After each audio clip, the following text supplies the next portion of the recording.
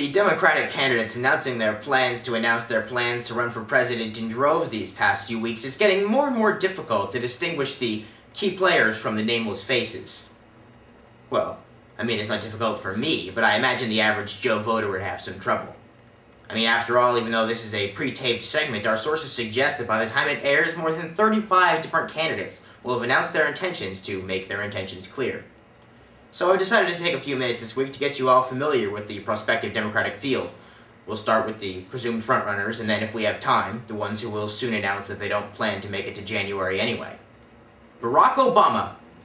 Charismatic, handsome, young, vibrant, not married to Bill Clinton. Obama's got the total package.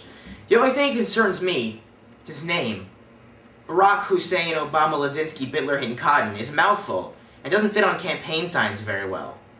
Still, others wonder if our nation is ready for another black president. The cruel reign of James K. Polk still echoes in many an ear. Hillary Rodham Clinton. A lot of people hate her. Many others love her. Still, some love to hate her, and others hate to love her. There are a few people who have not made their minds up about Hillary Clinton, but those people are either dead or haven't been born yet, and thus won't be old enough to vote or sway voters in the 2008 election. Hillary is a strong candidate, but in this era of bitter partisanship, are the Democrats really so stupid as to nominate such a lightning rod?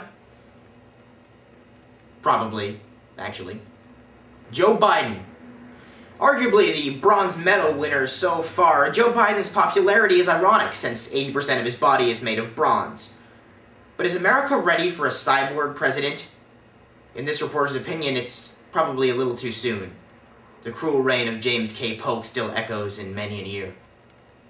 And in fourth place, Bill Richardson boasts a strong record that lends him an awful lot of credibility, and as an Hispanic man, he can deprive Republicans of a large portion of their base.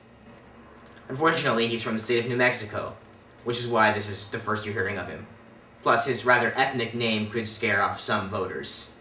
But there are even more candidates. Now, these gentlemen may not get as much time on MSNBC, but they're all viable candidates and warrant our full, undivided attention.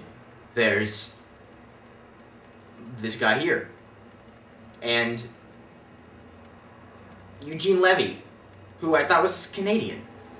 Plus, we all remember our old friend, Smiling Joe Everyman. I'm sure all of them will have a marginal chance. But we're forgetting about everybody's favorite group of Democrats, the crazies. Dennis Kucinich attracted attention in 2004 for being small and wily, though a large number of his supporters confused him for a reincarnated H. Ross Perot. Kucinich is well known among hippies for his opposition to war, stating publicly that he intends to create a Department of Peace, which of course nails down the kindergarten teacher vote and makes everyone else laugh heartily. Feel free to do so, I'll wait. The joke was, Department of Peace.